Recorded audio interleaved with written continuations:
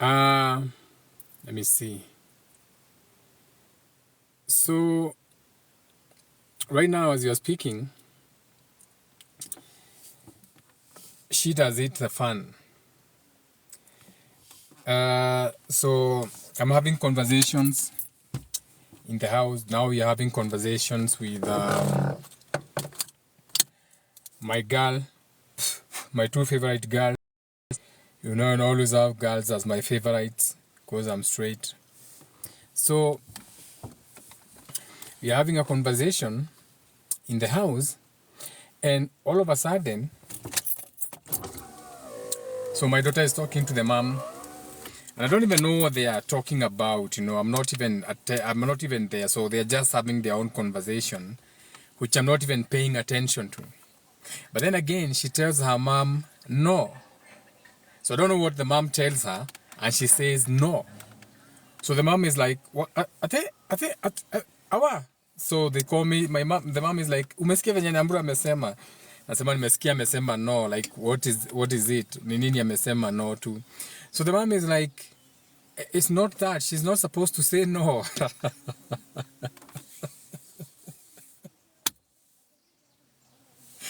Of course, you know,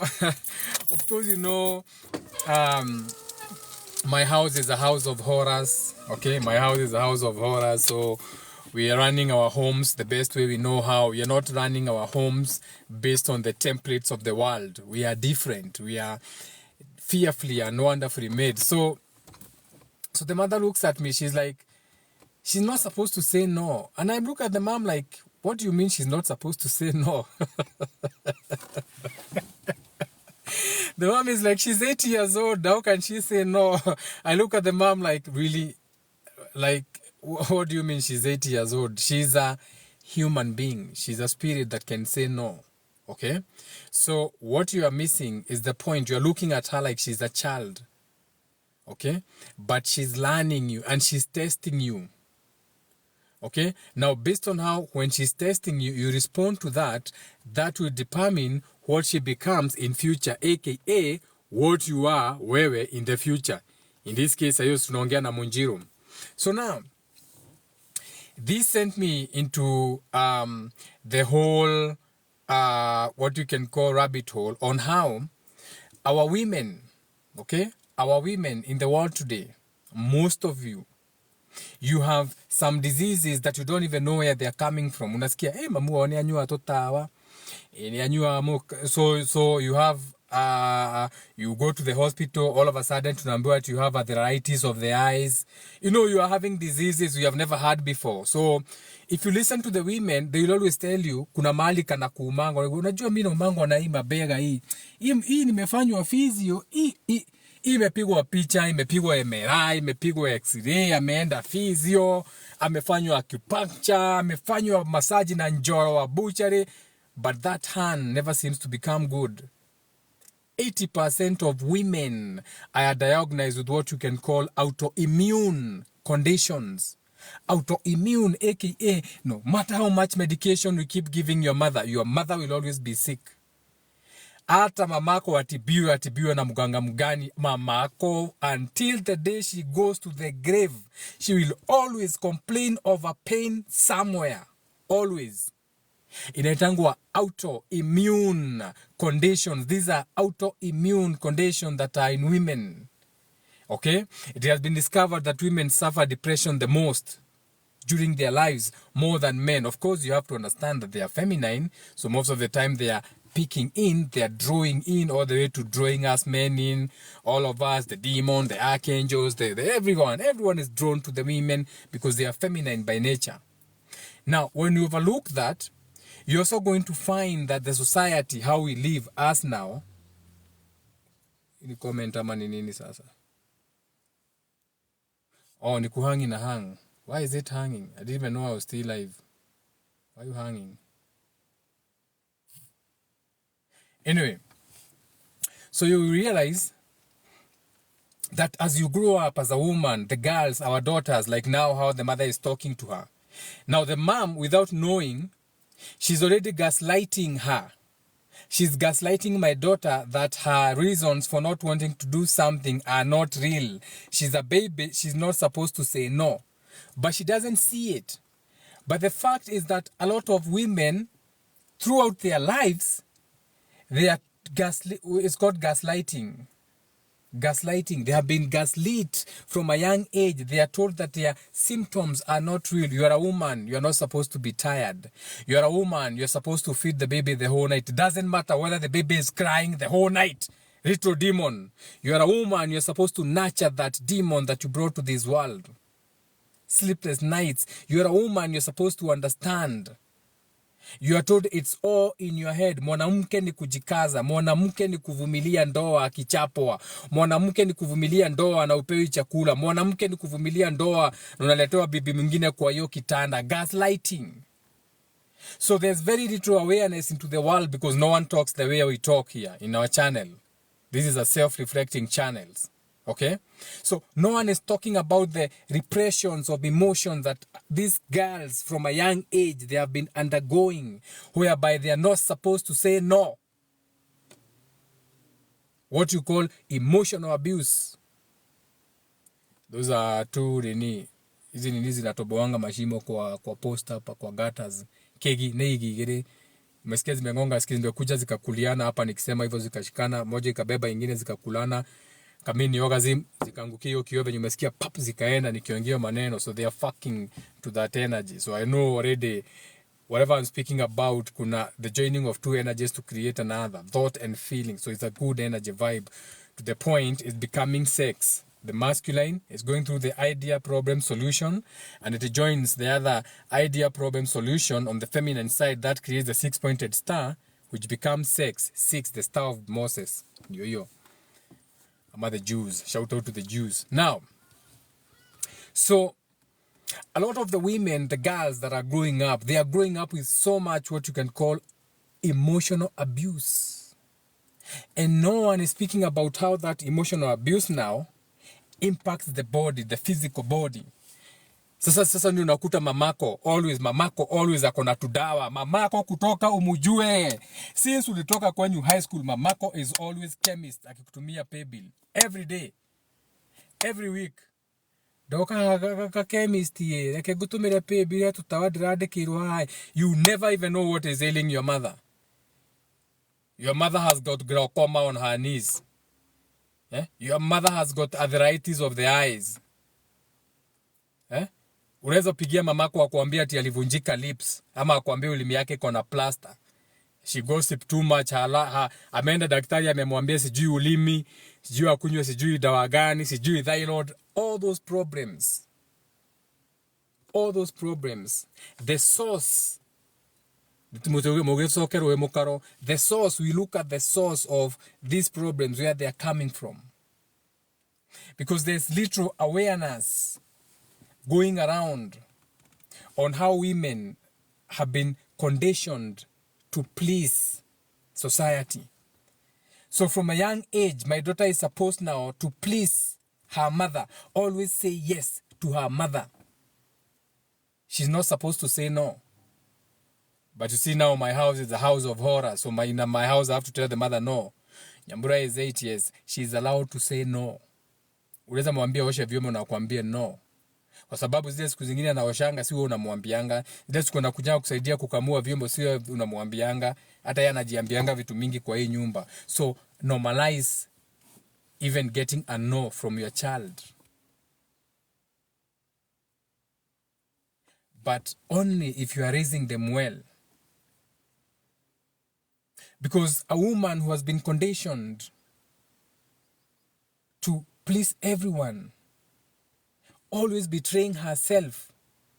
Most of your mothers are bitter because they betrayed the education for their brothers. Aliambiwa, wewe mwiretu ni okohika, wewe ni msichana utaolewa, wacha brother kwa asome, pesa itoshi. So she sacrificed because she was a woman.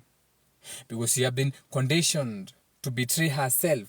So what makes you think in her relationship inachapangwa kama umbo wa kila siku atajiona akiwa anything better? She had been conditioned to come second. And all those emotions, they bottle up in the women bodies.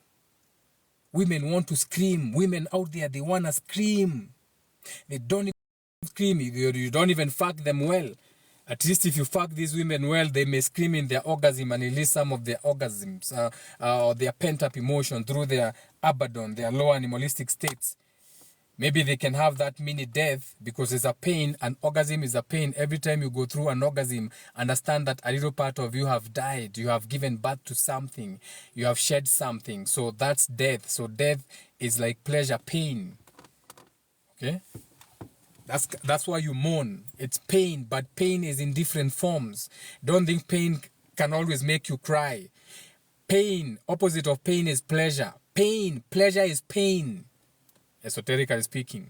So what happens is now we are talking about your mothers, my mothers, our girls, and how they get there. Now, how you are also going to get there if you don't heal your trauma now. If you do not realize today that uko na trauma once kuheal, hapo ndio unaenda. Very soon, I'm very sure, right now in your handbag, you have pain medication. And maybe you're only 20-something or 30 or in your early 30s. Already, huwezi tembea bila headaches, huwezi tembea bila mara moja, ukaangi bila kumeza Panadol, ukaangi bila Kabrufen, ukaangi bila... You are always taking something, always all the way down to your periods becoming painful. That's trauma. Your menses are always killing you because your body is showing you. Those are signs to the secrets. Those are signs to the secrets of the betrayals that the woman child has been going through. All the secrets. Your uncle used to touch your little titties when you were growing up. Your eldest stepbrother used to touch you inappropriately when you were growing up. There was shame, but you couldn't say no. You are a girl. So those little secrets of betrayal, you have been living through them. They bottle up as ailments. Your auntie has arthritis. She is stiff. She can never experience her emotions, so she has become stiff. Stiff-necked fool. Kneeling, asking for help without seeking the healing from within.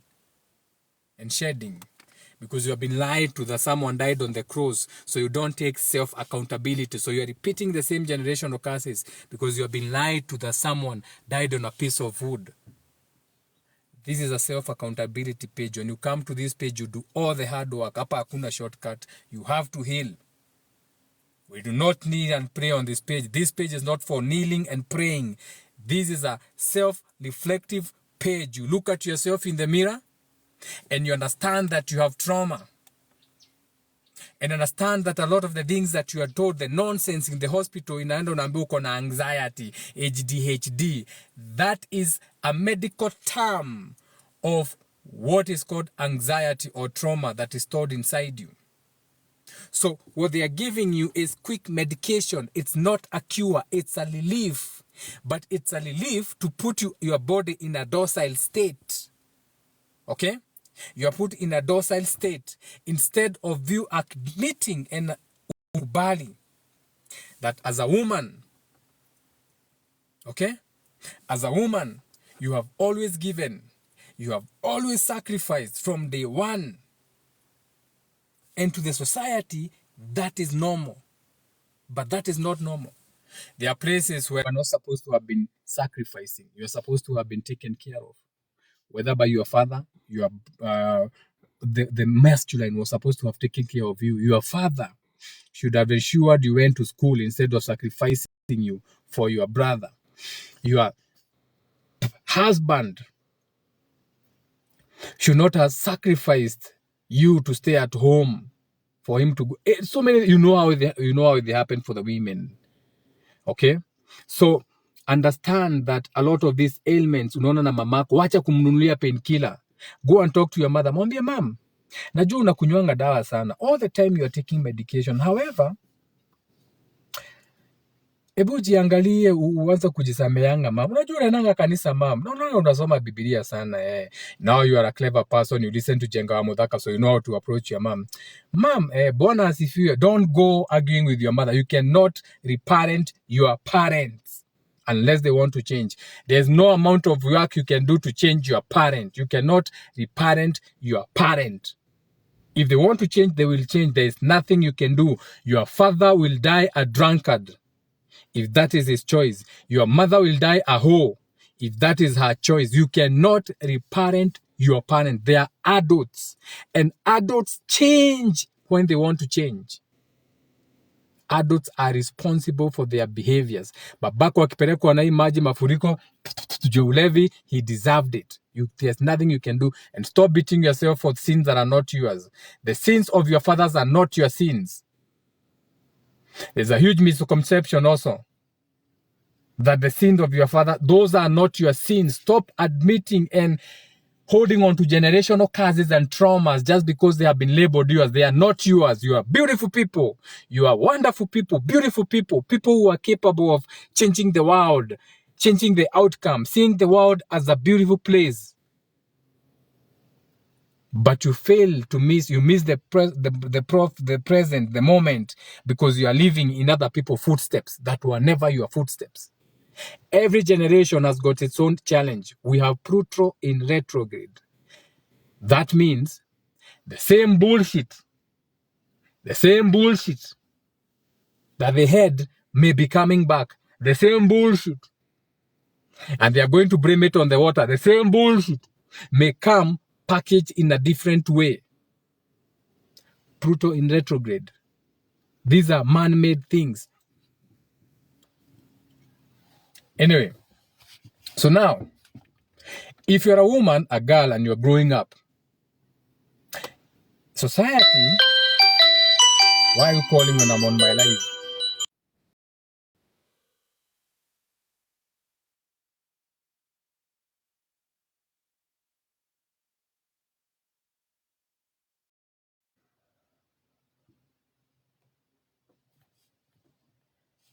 So back to the live. Nasema nini? Invite. No invite. Did you? No. They talk at home. So, cancel the message. Come on, Monjiro. I'm live. So, where are you? Now, Monjiro is being used as a demon now. Scorpio time. My low animalistic states now. Yeah, this video is about women and she's being used to attack me. Fucking Scorpio energy. What is the time? What is this nonsense? Oh, set. That is Libra. Okay.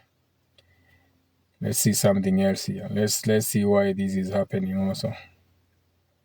Why does she have so much energy today? Oh, the moon is in Pisces, dream world. Oh, shit.